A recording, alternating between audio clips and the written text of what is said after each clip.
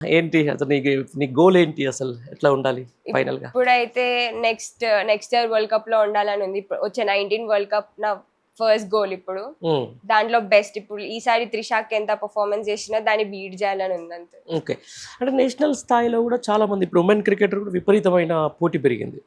ఒక్కొక్క మ్యాచ్ ఒక్కొక్క అసలు మెన్స్‌తో పోటీ పడి ఈరోజు అవును. ఫిట్‌నెస్ మెయింటైన్ చేయడం అయితేనేంది, లేకపోతే విపరీతంగా రన్స్ కొట్టడం అయితేనేంది, మనం చూసినాం. మనం అసలు ఈ ఐపీఎల్ ముందు ఉమెన్ ఎంత అద్భుతంగా జరిగిందో మనం చూసినాం. అంటే అట్లాంటి ఈ పర్ఫార్మెన్స్ టైంలో ఉన్నప్పుడు మనం ఇంకా ఎక్కువ కష్టపడాలంటే ఇంకేం చేయాలి మరి దానికి? ఏం లేదు సార్, నాకు అనిపిస్తుంది ఏంటంటే నీకు ఆ జిద్దు ఉంటే నువ్వు ఏదైనా చేయగలుగుతావు కాబట్టి ఆ జిద్దు ఒకటి మెయింటైన్ చేస్తూ ఉండాలి. ఇంటెన్స్ ఎప్పుడు ఆన్ లో ఉండాలి. ఫీల్డ్ లో అంటే నీకు ఇంకేం బయట థాట్స్ ఏమి ఉండదు. ఫీల్డ్ ఎక్కడైనా ఉండే ఏ సిచ్యువేషన్ లో ఉండే ఎంత అప్స్ అండ్ డౌన్స్ ఉన్నా కూడా నువ్వు అక్కడే ఉండాలి. నీ స్టేబుల్ మైండ్ సెట్ అక్కడే పెట్టి చేస్తే ఏదైనా చేయొచ్చు. అంతేనా? ఓకే. ఇప్పుడు నువ్వు 17 అంటే ఆల్మోస్ట్ ఇంకొక 2-3 ఇయర్స్లో నీకు నేషనల్కి రిప్రజెంట్ చేయాల్సిన సమయం వచ్చేస్తుంది. చాలా క్రూషియల్ టైం నీకు ఇప్పుడు.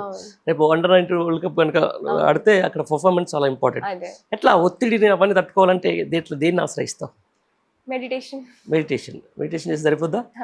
మెడిటేషన్ ఇంకా ఇన్ని ఇయర్స్ నుంచి చేస్తున్నాం కదా సార్, అది ప్రెషర్ అంటే ఉంటది. ఎందుకంటే ఇన్ని ఇయర్స్ హార్డ్ వర్క్ వేస్ట్ అవ్వద్దు అని అన్ని థాట్స్ వస్తుంటాయి. కానీ ఒకటే చేసింది మర్చిపోకుండా ఆ టైంలో బ్రెయిన్ యూజ్ చేసి ఆడితే ఏదైనా చేయొచ్చు. ఓకే. కాబట్టి ఇప్పుడు మామూలుగా మనం నెట్స్లో ప్రాక్టీస్ చేయడం వేరు, తర్వాత టర్ఫ్ మీద ప్రాక్టీస్ చేయడం వేరు, ఆ తర్వాత గ్రౌండ్లో ప్రాక్టీస్ చేయడం వేరు, ఆ తర్వాత క్రౌడ్లో ప్రాక్టీస్ చేయడం వేరు, ఆ తర్వాత క్రౌడ్లో మ్యాచ్ ఆడడం వేరు. ఇవన్నీ నువ్వు ఆల్రెడీ ఫేస్ చేసి ఉంటావు అనుకుంటా. ఏంటి డిఫరెన్స్? ఎట్లా అనిపిస్తుంది దాన్ని? చాలా డిఫరెన్స్ ఉంది. ఎందుకంటే నెట్స్ లో మనకి ఆ ఫ్రీడమ్ ఉంటది, నువ్వు ఏదైనా ఆడొచ్చు, ఏమైనా చేయొచ్చు. మ్యాచ్ లో రంగా కొంచెం ఫియర్ ఉంటది, ఎందుకంటే అదే ఫీల్డర్స్ అక్కడ ఉంటారు. ఇప్పుడు అక్కడ కొడితే మనం అవుట్ అవ్వచ్చు, అది ఉంటది.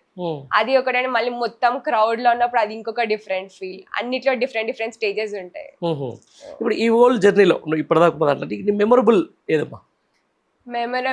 మంచి ఇన్నింగ్స్ కానీ, లేకపోతే మంచి ఇన్సిడెంట్ కానీ, లేకపోతే బెస్ట్ అంటే నా అండర్-15 లో సెమీస్ లో మేము నా సెమీస్ క్వార్టర్ ఫైనల్స్ లో మా టీం, నేను అండర్-15 ఆడుతున్నప్పుడు నేను కెప్టెన్ ఉండే మా టీం కి అగేన్స్ట్ ఢిల్లీ.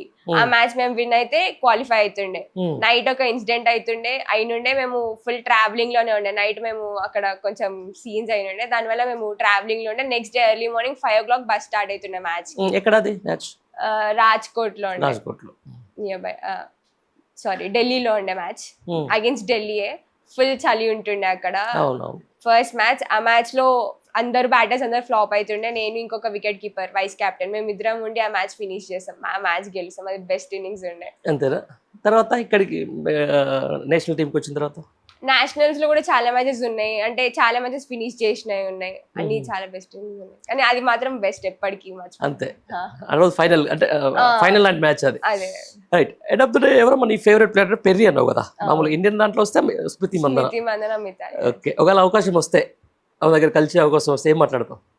చాలా టిప్స్ అడుగుతా. అంటే వాళ్ళు ఫెయిలియర్స్ నుంచి ఎట్లా ఓవర్కమ్ అవుతారు, ఇంకా చాలా టిప్స్ తీసుకోవచ్చు వాళ్ళ గురించి. ఎందుకంటే వాళ్ళ ఆ స్టేజ్ ఇన్ని ఇయర్స్ నుంచి ఆడుతున్నందుకు వాళ్ళ కాడ చాలా ఎక్స్పీరియన్స్ ఉంటుంది. ఆ ఎక్స్పీరియన్స్ తీసుకుంటా వాళ్ళతో మాట్లాడి షేర్ చేసుకోవడం, ఇంకా చాలా క్వాలిటీస్ నేర్చుకోవచ్చు వాళ్ళ నుంచి. వాళ్ళ చాలా డిఫరెంట్. ఎందుకంటే ఒక నార్మల్ ప్లేయర్ కి ఇంటర్నేషనల్ ప్లేయర్ కి చాలా డిఫరెన్స్ ఉంటుంది కాబట్టి అవన్నీ ఫాలో అవ్వచ్చు వాళ్ళని చూసి.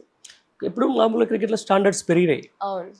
నేను ఉమెన్ని, నేను అసలు నేను 130 బాల్ స్పీడ్తో బాల్ వస్తే నేను ఆడను జరుగుతానడానికి లేదు. సో స్టాండర్డ్స్ పెరిగినాయి. At the same time equipment పెరిగింది, అది కూడా అట్లే ఉంటుంది. ఇప్పుడు ఈ ఎన్ఎస్ఏఎల్ ఎట్లా ఉంటుంది అక్కడ క్యాంపులో? అక్కడ మేజర్గా దేని మీద ఫోకస్ చేస్తారు ఒక ప్లేయర్ మీద? అంటే ప్లేయర్ స్ట్రెంగ్త్ పైన ఫోకస్ చేస్తారు. ఒకవేళ ఇప్పుడు నా స్ట్రెంగ్స్ పవర్ ప్లే ని బాగా యూటిలైజ్ చేస్తా, అంటే పవర్ ప్లే లో మాక్సిమం రన్స్ కొడతా కాబట్టి వాళ్ళు దానిలోనే ఇంకా బెటర్ చేస్తారు. వాళ్ళు మన వీక్నెస్ పైన ఏంటంటే ఒకవేళ నీకేమైనా వీక్నెస్ ఉన్నా కూడా దానిపైన జస్ట్ లైట్ గా చేస్తారు. నీ స్ట్రెంగ్త్ నే ఇంకా ఎక్కువ, దాన్ని ఇంకా ఓవర్ గా చేస్తూ ఉంటారు, దానిపైన ఎక్కువ వర్క్ చేస్తారు. ఎందుకంటే అదే నీకు ఎక్కువ యూజ్ అవుతుంది కాబట్టి.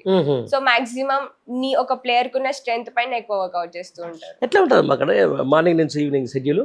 అక్కడే స్కెడ్యూల్స్ చాలా డిఫరెంట్ ఉంటాయి. ఇక్కడ ఉన్నంత హెవీ ఉండదు, అక్కడ డీసెంట్ ఉంటది. ప్రాక్టీస్ కానీ అన్ని డీసెంట్ పెడతారు. ఎట్లా ఉంటది అంటే వేరియస్ స్టేట్ నుంచి పెడతారా? చాలా చాలా డిఫరెంట్ స్టేట్. ఎందుకంటే మొత్తం అన్ని స్టేట్స్ నుంచి 30 members అంటే అందరూ డిఫరెంట్ స్టేట్స్, డిఫరెంట్ లాంగ్వేజెస్. ఒక 2-3 days మొత్తం డిఫరెంట్ అనిపిస్తుంది, కలుసుకోము. దాని తర్వాత అందరూ మంచిగా అయిపోతారు. మంచిగా అయిపోతుంది. మంచి ఎట్లా ఉంది స్టేట్ టీమ్, ఎట్లా ఉంది ఇప్పుడు? ఇప్పుడు స్టేట్ టీమ్ ఈ ఇయర్, లాస్ట్ ఇయర్, ఈ 2 years చాలా బాగుండే మా స్టేట్ టీమ్. మేము 2 times క్వాలిఫై అయినాం, సెమీస్ వరకు వెళ్ళి ఉండే కానీ ఫైనల్స్కి వెళ్ళాం. 2 times సెమీస్ వరకు వెళ్ళాం. T20s లో సెమీస్కి వెళ్ళాం, ODIs లో సెమీస్కి వెళ్ళాం. ఈ ఇయర్ బెస్ట్ టీమ్ ఉండే మాది. ఓకే, ఇప్పుడు మామూలుగా మనం ఈ ఫాస్ట్ క్రికెట్లో పడి టెస్ట్ క్రికెట్ను మర్చిపోతున్నాం.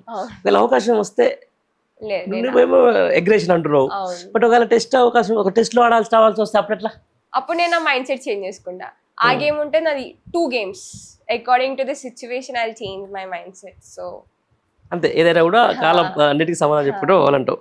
రైట్ అమ్మ, మామూలుగా ఇప్పుడు మనం సింపుల్ క్రికెట్ అనేది మనం ఎప్పటి నుంచి కూడా అది నీకు ఎంత టాలెంట్ ఉన్నా కొద్దిగా ఎక్కడో ఒక దగ్గర అదృష్టం అయితే ఉండాలి అవును కదా, అవును నిజమా? దీన్ని ఒప్పుకుంటావు? అవును. అంటే కొన్ని విషయాలలో మనం చూస్తుంటాం, మనకంటే తక్కువ పర్ఫార్మెన్స్ చేసినా కూడా కొంచెం అవుతూ ఉంటుంది. అవును. బట్ అట్లాంటప్పుడు ఏమనిపిస్తుంది? ఏం లేదు సార్, ఇంకేం చేయలేం మనం ఆ టైంలో. కానీ హార్డ్ వర్క్ ని నమ్ముకుంటే ఎప్పటికైనా మేబీ గుడ్ యాటిట్యూడ్ తోటి ఉండాలి. అదే ఎప్పటికైనా. Right, all the best Kavya. మొత్తానికైతే అంటే మీ పేరెంట్స్ కూడా, ఎందుకంటే నీకు కొంచెం ఎక్కువ అంటే మీ పేరెంట్స్తో కూడా కొంచెం మాట్లాడేది ఉంది. ఓకే. ఈ స్థాయికి తీసుకురావడానికి, ఎందుకంటే నాకు తెలుసు ఒక 13-14 సంవత్సరాల స్పోర్ట్స్ జర్నలిస్ట్గా ఒక పిల్లల్ని ఒక నేషనల్ స్థాయికి తీసుకురావాలంటే వాళ్ళు ఎంత సాక్రిఫై చేసారో నాకు తెలుసు. ఏమనిపిస్తుంది వాళ్ళని చూస్తుంటే, మీ పేరెంట్స్ చూస్తే? చాలా చాలా చాలా థ్యాంక్ఫుల్ అనిపిస్తుంది అప్పుడప్పుడు. ఒకవేళ ఏమైనా మ్యాచెస్ లో ఫెయిల్ అవుతున్నా కూడా ఫస్ట్ థాట్ వాళ్ళే వస్తారు అనమాట. అరే ఇంత చేస్తారు అయినా కూడా ఎందుకు ఇట్లా అయిపోతుందని. కానీ కూడా ఏమిద్దాం అనుకుంటున్నావు భవిష్యత్తులో? వాళ్ళు మీకోసం ఇంత బెస్ట్ కష్టపడుతున్నారు. లైఫ్. వాళ్ళు ఇన్ని రోజులు నా కోసం చేసిందంత వాళ్ళకి రిటర్న్ గా ఏదో ఒకటి చేసి కాబట్టి బెస్ట్. ఈ సందర్భంగా అంటే చూసినాం మనం మట్టిలో మాణిక్యం ముందే చెప్పుకుంటూ వస్తున్నాం. ఎవరైనా స్పాన్సర్స్కి ఏమైనా చెప్పాలనుకుంటే ఏం చెప్తావా? వాళ్ళకి థ్యాంక్ యూ చెప్పాలి. ఎందుకంటే వాళ్ళు ఇప్పుడు చాలా క్రిటికల్ ఉంది మా ఇంట్లో కూడా సిచ్యువేషన్. ఎందుకంటే ఈ లెవెల్లో వెళ్ళినాక చాలా ఇంకా ఎక్కువ ఎక్స్పెన్సెస్ అవుతూ ఉంటాయి. కాబట్టి వాళ్ళు ఈ టైంలో నాకు రాకపోతే చాలా టఫ్ అవుతుండే. బికాజ్ ఇప్పుడు నాకు డిఎస్సి వాళ్ళు కిట్ బ్యాగ్స్ ఇచ్చి ఫుల్ హెల్ప్ఫుల్ అయినది. ఎందుకంటే ఈజీగా కిట్ బ్యాగ్ ఒక 60,000 to 70,000 అవుతుంది. బ్యాట్ డే 20,000 వరకు అవుతూ ఉంటది. కాబట్టి అది చాలా ఇంపార్టెంట్ మాకు. సో దానికోసం రైట్. అవసరం అంటే ఇంకెవరైనా స్పాన్సర్స్ మీకు రావాలంటే ఎవరైనా అప్రోచ్ కావాలి మిమ్మల్ని? కంపెనీస్ వాళ్ళు అయితే బెస్ట్ అనిపిస్తుంది. కంపెనీస్ వాళ్ళు అయితే అంటే అప్రోచ్ కావాలంటే డైరెక్ట్ మిమ్మల్ని కావాలా, మీ పేరెంట్స్ అయితే? డాడీ